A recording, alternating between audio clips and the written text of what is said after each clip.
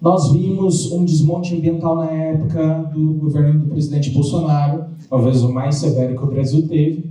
Essa publicação na Nature Human Behavior, alguns pesquisadores convidados foram falar um pouquinho sobre a expectativa de melhora científica no atual governo do presidente Lula agora, com uma tentativa mais técnica de olhar para as questões ambientais, né? Muitos pesquisadores deram opiniões diferentes. Eu salientei que ainda era importante a gente olhar com mais cuidado para as políticas ambientais, principalmente porque a gente precisa lembrar que o governo do presidente Lula também é progressista, né?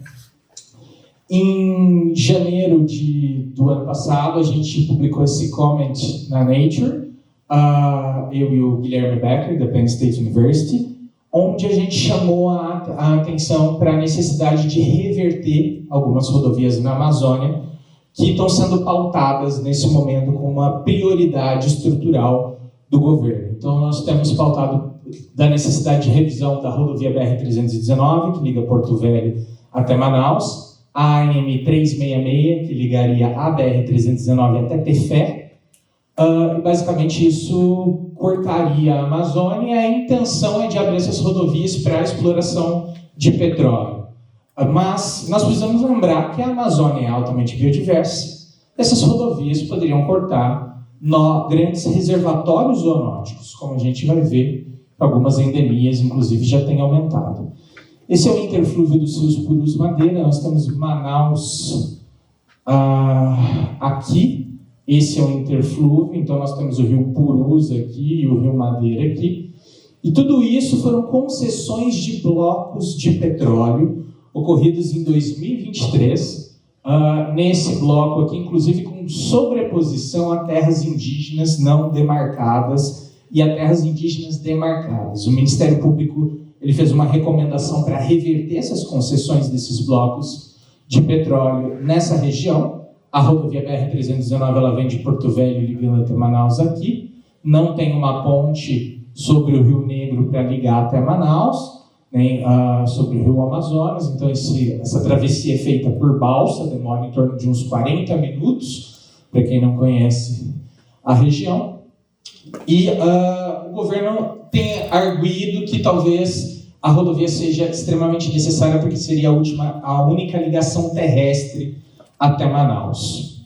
E aí eu acho que esse esqueminha ele é muito legal porque 75% das novas doenças elas vieram de animais e elas chamam a atenção de como a degradação ambiental, o desmatamento, a expansão da pecuária, o uso de antibióticos em animais, principalmente confinados, pode aumentar os riscos zoonóticos, né?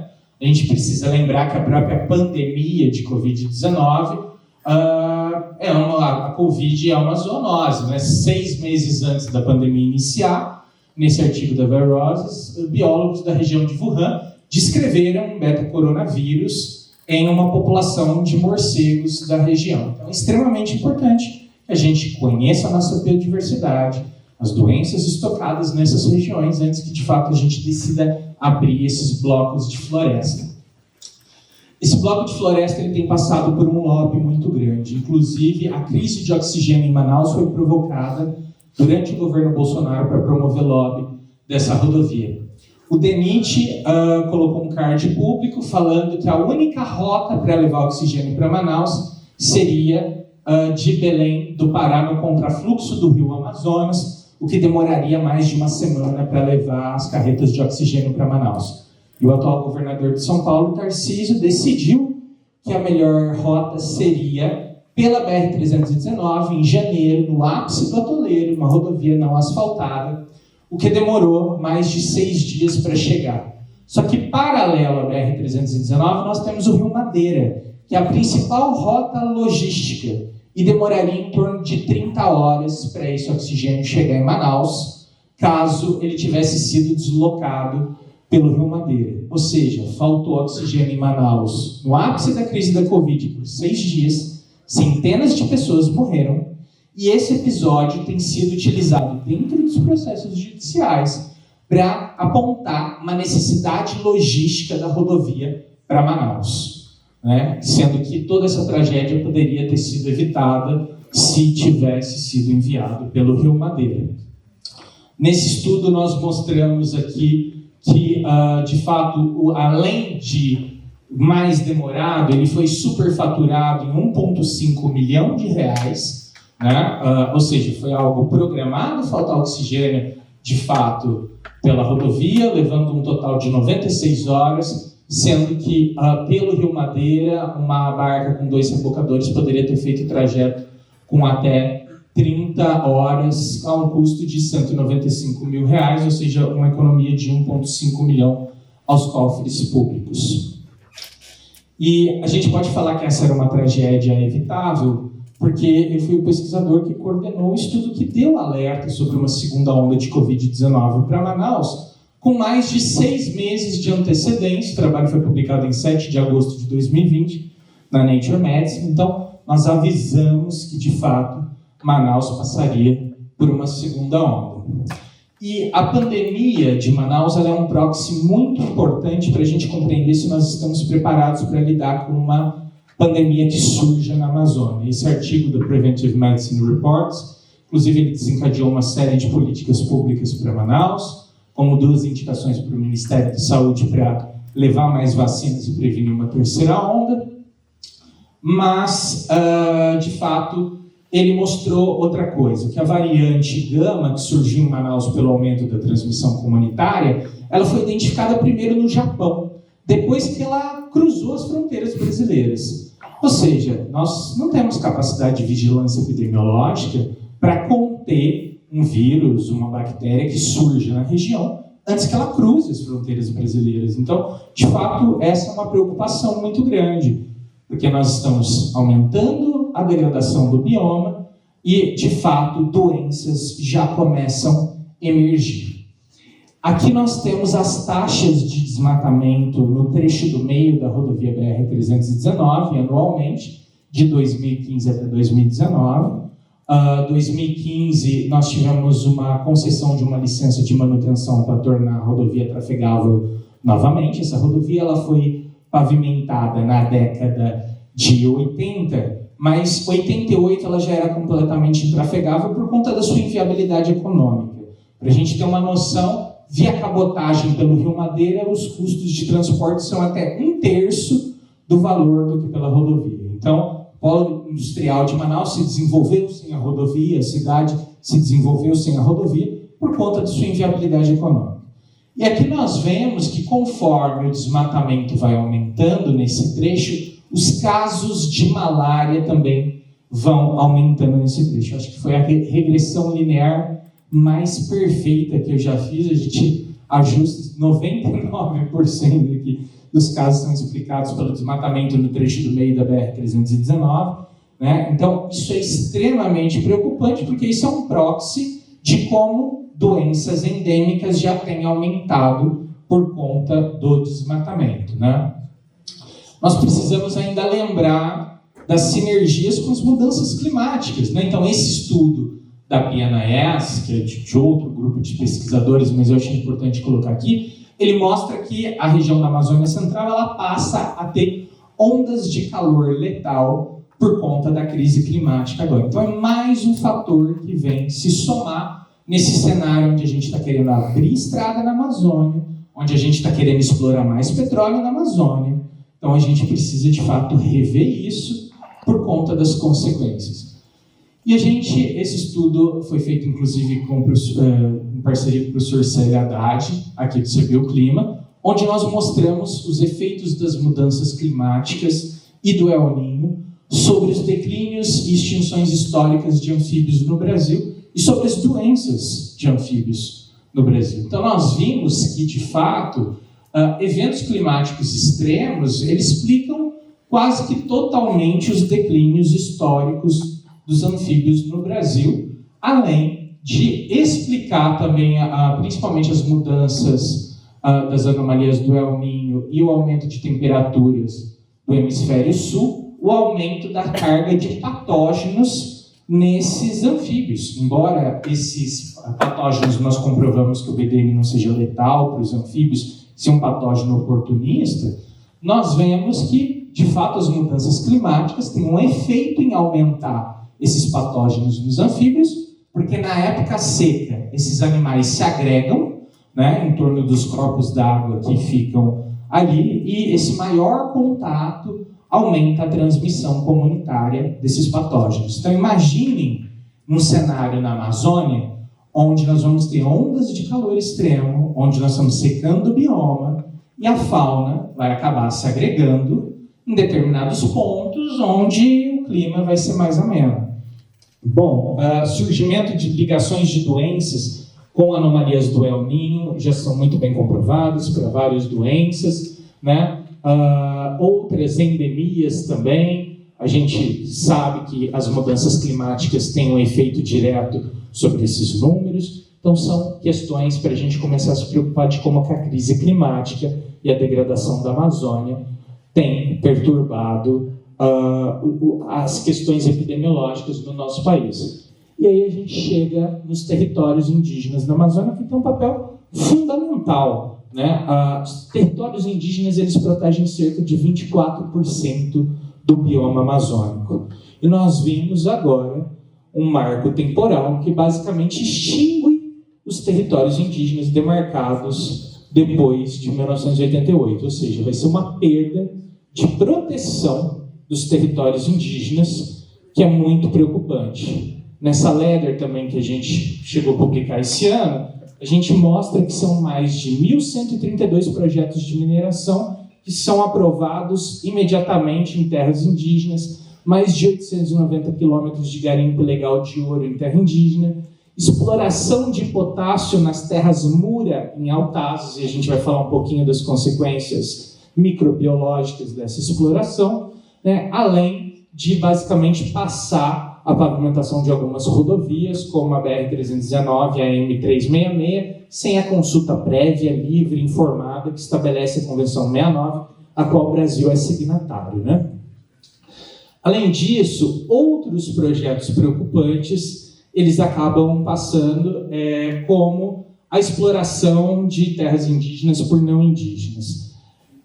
Essas são algumas das fotos da última expedição que nós fizemos na área. Isso daqui é uma terra indígena completamente devastada pela grilagem de terras na região, um ramal ilegal dentro de terras indígenas, a expansão da pecuária e de búfalos na região, queimadas bem à beirada da rodovia, outros ramais ilegais sendo abertos com a máquina da prefeitura, e aí a gente chega num cenário crítico de seca, que esse é exatamente o mesmo ponto. Isso aqui é o Lago do Capanã, em Manicoré.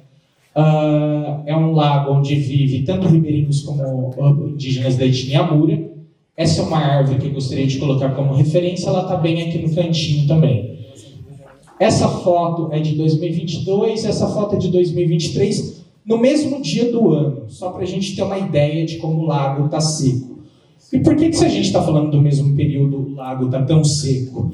Porque o DENIT conseguiu aterrar os 57 igarapés que são cortados pela rodovia e muitos deles desciam para dentro do Lago do Capanã. Isso teve consequências para a comunidade, aumentaram os casos de malária, a qualidade da água caiu, basicamente acabou o peixe do lago. Então é preocupante a situação, porque nós temos, de fato, a seca se agravando e também esses outros impactos pelo desmatamento, aterramento de igarapés, cada vez mais afetando a região. Nós vemos que as pastagens na região têm se expandido basicamente nos últimos 5 a 10 anos. Então, só para a gente ter uma ideia, em Tapauá, mais de 73,29% das pastagens foram criadas nos últimos 5 anos, ou seja, um desmatamento recente na região, é um novo hotspot de desmatamento, de acordo com esses dados do Senzipan. Esse estudo saiu ontem, e inclusive a gente demonstrou que a crise de fumaça gerada em 2023 em Manaus, onde a cidade ficou tomada, registrando índices de fumaça e poluição do ar que superaram, inclusive, Nova Delhi, na Índia. A gente está falando de Manaus, uma cidade no coração da floresta amazônica, né? Foram gerados por focos de queimadas na região da rodovia BR-319, principalmente de Manaquiri, Careiro e Altazes. E aí a gente precisa lembrar que a gente está falando de um cenário onde podem emergir novas doenças, inclusive doenças respiratórias, e a qualidade do ar tem se deteriorado por conta da fumaça das queimadas. Como cereja do bolo, todas essas áreas queimadas foram legalizadas por um decreto do governador do Amazonas. Então, a gente vê que políticas públicas têm influenciado direto nas taxas de desmatamento, né, o que é importante. E nesse texto, para quem quiser dar uma olhada no publicado no ECO, a Ima Vieira, que é do Museu Guild do Pará, o Philip Fernside, que é do INPA, e o Charles Clement, do INPA, mostramos como que o desenvolvimento amazônico está sequestrado pelo crime organizado. Então, esse é um fato, né? Esse estudo publicado na Lendiz Policy, inclusive, por mim, pelo Felipe e pela Mariana Andrade, mostram isso. Esse segundo estudo publicado na Environment Conservation mostra isso, onde, por exemplo, o Instituto de Proteção Ambiental do Amazonas estava concedendo licenças ilegais de exploração de madeira para quem sequer tinha titularidade da terra. Essas pessoas estavam indo no INCRA e o INCRA estava usando o documento do IPAAM para conceder a titularidade da terra para essas pessoas. Esses resultados nós passamos, inclusive, para o CENSIPAM.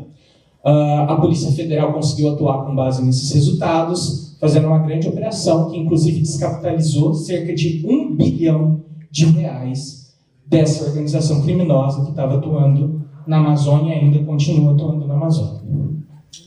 Bom, e essa ocupação desse território, ele influencia diretamente as taxas de transmissão de patógenos de contato.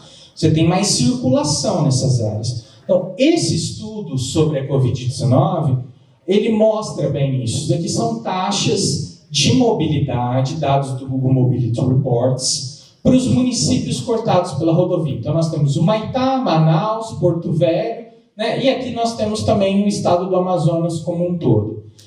Por que esses dados são tão importantes? Se a gente olhar uma escala de pelo menos 3 anos, aqui nós temos os lockdowns na pandemia, mas se a gente olhar o período que ele estava normalizado e comparar com períodos mais recentes, a taxa de mobilidade ela mais que dobrou nessas localidades. E isso é muito importante, porque taxa de mobilidade é um dos fatores que mais contribuem nos modelos epidemiológicos para a transmissão de patógenos de contato. Então, de fato, as taxas de contágio têm aumentado nesses municípios, como a gente demonstrou para a Covid-19, por conta desse aumento de mobilidade urbana, e esse também é um proxy importante dos riscos epidemiológicos da gente aumentar de fato, a mobilidade nessas áreas tão biodiversas. Nessa publicação no Lancet, nesse comment, eu coloquei como que a rodovia poderia gerar uma nova pandemia, a necessidade da gente rever a BR-319, a 366, né, a necessidade de rever a pavimentação e exploração industrial no interflúvio Purus-Madeira e o risco global de propagação de patógenos isolados na floresta. Um mês depois de eu dar esse alerta, foi publicado esse estudo na Nature Medicine, pelo pessoal da Fiocruz, Felipe Navec, que inclusive foi muito atuante na pandemia de Covid-19, mostrando que exatamente do trecho do meio da rodovia BR-319 surgiu uma nova linhagem do vírus Europush. E essa nova linhagem, em dezembro do ano passado, ela já chegou no estado do Espírito Santo com 400 casos. Em janeiro desse ano já eram 2.500 casos, ou seja, os patógenos já estão vazando da região, já estão fazendo vítimas e aumentando as taxas de contaminação. Então, houve uma recombinação dessa linhagem exatamente no trecho do meio da rodovia BR-319, como mostrou o estudo. Esses são alguns alertas epidemiológicos, inclusive da Organização Pan-Americana de Saúde, sobre essa linhagem do vírus. Esse é um alerta da União Europeia sobre essa linhagem do vírus Europush, né? E também um alerta, um trabalho do CDC mostrando que, inclusive, esse vírus já foi para a Europa, voltou para Cuba, voltou para a Europa, ou seja, essa linhagem ela já está se diversificando pelo mundo, que surgiu exatamente desse ponto da Amazônia. Inclusive, casos de contaminação transplacental têm sido registrados, né? Ou seja, quando o vírus consegue passar da barreira da placenta e contaminar o feto na barriga da mãe. Lembrando, mais uma vez, a pandemia de Covid-19 surgiu de um vírus estocado numa região sob alta pressão de degradação. Então, o que a gente tem tentado fazer para mensurar esses riscos? Esse trabalho tem sido financiado principalmente pelo CBioclima. Nós temos coletado tanto amostras de solo para ver o microbioma desses solos, quanto de água também na Amazônia. Nós temos controlado isso para evitar contaminações dessas amostras e contaminações entre os pontos, se de fato a gente está buscando patógenos. E a gente amostrou toda a área da rodovia BR-319 e toda a área dos rios Madeira e do Purus em ambas as margens, para a gente tentar compreender quais são os patógenos que abrigam essas regiões. Não só os patógenos, vírus e bactérias e fungos nós temos sequenciado, mas também vertebrados e invertebrados, para a gente também entender a perda de biodiversidade e entender de fato como que talvez esse agregamento de fauna nessas situações de seca pode propiciar esses saltos zoonóticos. Nós temos, de fato, amostrado, além disso, um gradiente de distância da área de impacto da rodovia, então bem na beirada da rodovia, a 2 km, 1,5 km, 5 km, e depois mais distantes nas áreas mais preservadas, nas beiradas dos rios, né? Então, esse gradiente também é bem importante. Além de ter amostrado 2 áreas de exploração de potássio que vão ser exploradas dentro da terra Mura, contra gosto dos Mura, né, na região de Altazes. Então, para a gente ter uma noção, essas são as 2 áreas que vão ser mineradas. Esse é o lago que abriga essas comunidades, né, o Lago do Soares. Essa é a comunidade indígena, ela está a menos de 1 quilômetro dessas áreas. E, basicamente, o que vai ser minerado são esses topos de morros aqui, bem na beirada do lago, né? Em mineração de potássio, tirar a terra e, basicamente, a quantidade de rejeito enorme vai escoar para dentro desse lago, causando perda de biodiversidade, uma diversidade de impactos muito grande, talvez imensurável, além de impactar diretamente as comunidades ribeirinhas indígenas que vivem ali. Bom, nós fizemos um sequenciamento metagenômico de tudo que estava ali. Esses são os resultados de bactéria que eu vou apresentar para vocês. Então, existe, de fato, uma diversidade muito grande que varia de região para região.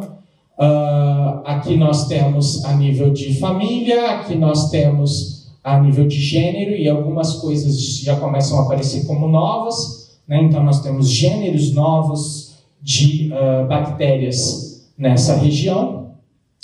Aqui a nível de espécie também, então nós temos novas linhagens de coisas que a gente não tem a mínima ideia do que é.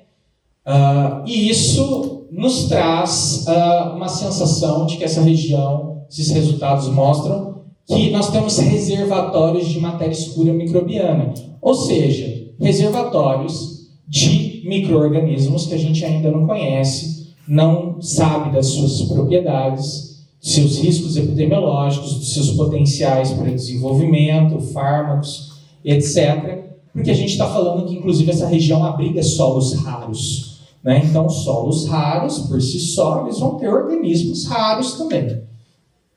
Nós fizemos uma comparação a nível taxonômico dessas comunidades. Então, nós temos comunidades que se divergem uma das outras, dependendo da região. Então, aqui nós temos, por exemplo, esse CS3K, são regiões a mais de 5 quilômetros da rodovia, né? Que se divergem completamente, por exemplo, das regiões aqui do trecho do meio da rodovia BR-319, que é a área que vai ser está sendo colocada para ser pavimentada. Lembrando que, nesse exato momento, o lote C da rodovia está sendo pavimentado sem estudos ambientais e sem consulta dos povos indígenas também. Nós temos outros trechos aqui, a 2 quilômetros da rodovia, que diverge completamente dos trechos a 5 quilômetros. Então a gente vê que cerca de 3 quilômetros já é suficiente para essas comunidades microbianas divergir drasticamente, né? Nós também fizemos um sequenciamento do perfil metabólico, né, dessas comunidades microbianas, fizemos essas comparações. Também existe uma divergência, né? Comparamos tanto a nível de classe, ordem, família e de novas espécies, a abundância em cada região. E aqui nota-se uma questão interessante, que as áreas-alvo de mineração parece que elas são excepcionalmente mais ricas do que as outras áreas, né? Algo extremamente discrepante, inclusive. E aí nós fizemos o sequenciamento tanto dos genes mais abundantes dessas comunidades, como também da expressão de proteínas dessas comunidades. E algumas coisas nos chamaram a atenção. Por exemplo, genes e proteínas ligadas à alta virulência, alta toxicidade, resistência a antibióticos, do efluxo, que esses genes já são bem conhecidos e podem propiciar o efluxo de antibióticos desses micro-organismos, mesmo sendo micro-organismos novos, e genes relacionados à transmissão horizontal de genes. Então, nós vemos que alguns trechos, principalmente nos que serão explorados para potássio, eles são altamente ricos, tanto nesses genes, quanto na expressão dessas proteínas ligadas à virulência, toxicidade e resistência a antibiótico. O trecho do meio da rodovia BR-319 também abriga alguns desses genes em abundância, né? E também a expressão dessas proteínas ligado a esses fatores. É interessante que, quando a gente olha essas proteínas também ligadas a esses fatores de virulência, quando a gente compara a expressão dessas proteínas nos trechos da rodovia BR-319, nos trechos alvos de mineração, os trechos alvos de mineração também possuem maior abundância da expressão dessas proteínas do que as outras regiões, e aqui a gente compara só regiões mais preservadas, né? Então, de fato, esses solos raros alvos de mineração na Amazônia, eles abrigam não só comunidades microbianas de interesse médico, mas que reservatórios de genes ligados à transmissão horizontal de genes, ligados à alta toxicidade, virulência e resistência a antibiótico. E a gente vai liberar esses genes e achar que isso não vão ter efeitos críticos no ambiente? Vão ter. A gente começou a identificar alguns desses patógenos e algumas coisas pareceram muito próximas de patógenos conhecidos, inclusive anthrax e Yersinia pestis, que é a peste negra. Eu trouxe esse trabalho que ele revisitou as consequências da peste negra, que foi a última grande pandemia que a gente teve, maior inclusive do que a Covid-19, né, que matou 2/3 da Europa. Então imaginem a gente liberar esses patógenos que a gente está passando a conhecer agora, que a gente sabe que tem um potencial de virulência, de toxicidade, de resistência a antibióticos e de passar essas características para frente. Esse é um quadro pintado em 1500, que retrata a situação na época da pandemia da peste, gerada por uma bactéria, né? Esse quadro chama o Triunfo da Morte, e ele mostra como foi calamitoso. Ou seja, nós podemos ter pandemias piores do que a do Covid-19, geradas, inclusive, por a abertura desses reservatórios de matéria escura microbiana. Esses dois estudos eu achei importante mostrar, porque eles correlacionam direto com o que a gente está falando aqui. O risco de conectividade e disseminação de genes resistentes a antibióticos. Essa deve ser uma preocupação no momento.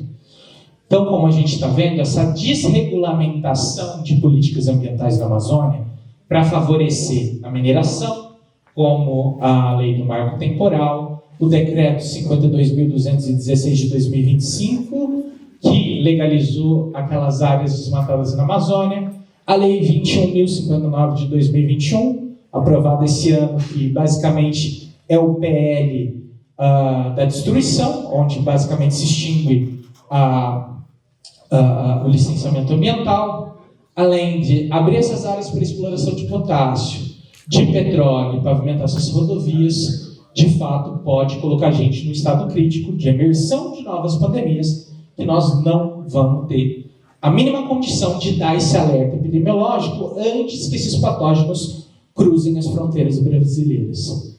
Eu gostaria de agradecer principalmente a FAPESP, a Sobioclima por isso, meu e-mail para quem quiser entrar em contato. Obrigado, gente. Quando houve a transição de governo, eu e outros pesquisadores fomos chamados para conversar. Mesmo que o atual governo, às vezes, não nos ouça, porque a gente entende que tem pautas e outras questões de tentar conciliar o ponto dos ministérios que seja diferente, hoje eu consigo ter uma relação muito boa com a Polícia Federal, com o pessoal do Senzipan, do Exército, que tem colaborado diretamente para isso. Isso era uma coisa impensável há 4 anos atrás. Então, isso mudou basicamente, foi da água para o vinho, né? Foi um milagre, porque hoje a gente consegue ter essa conversa. Muitas vezes não é do jeito que a gente gostaria, né? Nós tivemos uma conversa essa semana com o DAIA, que é um órgão dentro do IBAMA, que atua no licenciamento de estradas e rodovias, onde nós descobrimos que, basicamente, aquele acordo entre o Ministério dos Transportes e o Ministério do Meio Ambiente para mitigar os danos da rodovia BR-319, independente do que saia dali, a pavimentação vai sair, né? O que eles vão tentar fazer é uma contenção num trecho de 50 quilômetros, que é mínimo. A gente viu que só os dados do Senzipan mostram que o desmatamento se espalha até 150 quilômetros, né? Então, de fato, a coisa está muito aquém do que a gente precisa ainda, mas, de fato, é uma mudança espetacular. A gente tem mais diálogo, a gente tem sido ouvido, e o que a gente não tem sido ouvido, a gente tem outros canais. A gente tem uma articulação muito grande com o Ministério Público Federal, por exemplo. Então, no caso da pandemia, por mais que a gente dê os alertas e não fomos ouvidos, no caso da Covid-19, as ações do Ministério Público Federal embasadas com os nossos estudos da pandemia conseguiram um processo de indenização para as vítimas de Covid em Manaus de 4 bilhões, inclusive bolsas de estudo para os órfãos vítimas da Covid-19. Então a gente tem outros caminhos para tentar embasar políticas públicas, mesmo quando a gente falha em tentar alertar aquele tomador de decisão. Eu acho que são caminhos e passos diferentes. O primeiro passo é sempre a gente alertar independente das consequências, e a gente tem adotado uma premissa que é o seguinte: nossos resultados, se a gente deixar de alertar, isso pode ter consequências para a saúde, isso pode ter perda de vidas, ou seja, isso vale a pena ser avisado? Se sim, a gente tem dado o alerta da maneira mais conservadora possível. Por exemplo, o alerta de segunda onda de Covid, a gente fez um modelo epidemiológico que mostrava que poderiam morrer 6.500 pessoas, 6 mil pessoas. Foi o modelo mais conservador que nós fomos apresentar. Em Manaus morreram 6.500 pessoas, né? Então, de fato, eu acho que vale a pena que esses resultados sejam comunicados, porque se a gente comunicou e o tomador de decisão ele foi negligente, ele pode ser responsabilizado depois. E isso é muito importante. Além das vias judiciais. O Ministério Público conseguiu derrubar uma licença de pavimentação da rodovia BR-319 para o trecho do meio, concedida no último ano do governo Bolsonaro. Agora, preocupante, porque o IBAMA fez mais lobby do que o DENIT para manter essa licença de pavimentação da rodovia. Inclusive a atual equipe do IBAMA, né? Então, são questões que a gente ainda precisa continuar tentando embasar com ciência, e se os tomadores de decisão não nos escutam, talvez o Ministério Público escute, outras pessoas nos escutem para tentar guiar a sociedade de uma maneira mais técnica. Que eu sei que hoje a Fiocruz está monitorando alguns patógenos na população ao longo da rodovia. Então isso já nos ajuda um pouco a ter base. E eu acho importante que outros grupos de pesquisa pesquisem a mesma área tanto com viés de testar as mesmas coisas, quanto coisas diferentes também, porque isso confirma nossos resultados. Eu acho muito importante. Às vezes as pessoas têm uma crítica, nossa, vai fazer exatamente o que eu estou fazendo? Que bom, porque é um reforço para chegar no tomador de decisão e falar, nós encontramos isso, um outro grupo que não tem nada com a gente também encontrou isso, então você não pode mais ignorar, porque está todo mundo, mesmo pessoas desconectas, falando a mesma coisa. Eu acho que seria importante a gente olhar o microbioma estocado na fauna, seria importante a gente ver o microbioma estocado nas pessoas, mas a gente ainda está um passo para trás para fazer isso, mas sem dúvida nenhuma isso seria muito importante. Nesse paper desses resultados, a gente tem discutido isso na perspectiva do One Health, a saúde única, que considera essa interface meio ambiente e saúde pública. E a gente tem cobrado um estudo de impacto em saúde pública para grandes empreendimentos na Amazônia, principalmente rodovias. Então, algumas coisas a gente tem indicado que esses resultados precisam ser considerados. Primeiro, para a gente rever aquela PL da desregulamentação, que extingue o licenciamento ambiental. Isso é fundamental e eu acho que são dados sólidos o suficientes para a gente questionar judicialmente esse PL, porque ele vai ter consequências para o Brasil devastadoras, né? E além disso, eu acho que esses resultados mostram claramente a necessidade da gente não flexibilizar a coisa, mas torná-la mais rígida.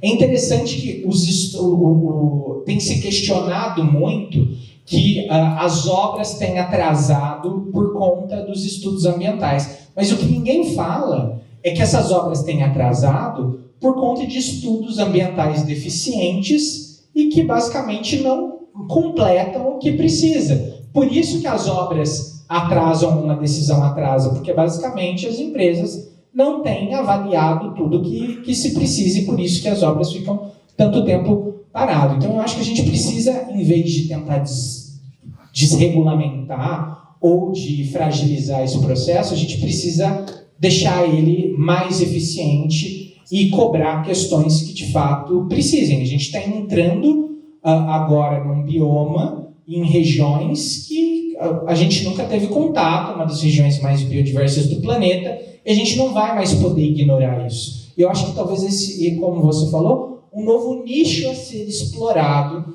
né, pelos profissionais da área ambiental, da microbiologia. Eu acho que a gente precisa defender isso muito bem, porque esses riscos eles são eminentes. A gente vai começar a abrir áreas na Amazônia que abrigam diversos tipos de patógeno, e esses riscos eles podem ser mostrados com antecedência. A gente pode prever, através de modelos epidemiológicos, os danos e perdas sobre a saúde humana, né? Então, eu acho que cobrar um estudo de impacto em saúde pública como uma norma vigente da nossa legislação seria fundamental. E aí eu vejo que empresas vão passar a monitorar isso e de fato, talvez as obras sejam revistas ou que planos de mitigação ou monitoramentos epidemiológicos sejam levados mais a sério nessas regiões que hoje a gente sabe que não tem capacidade nenhuma de dar um alerta epidemiológico.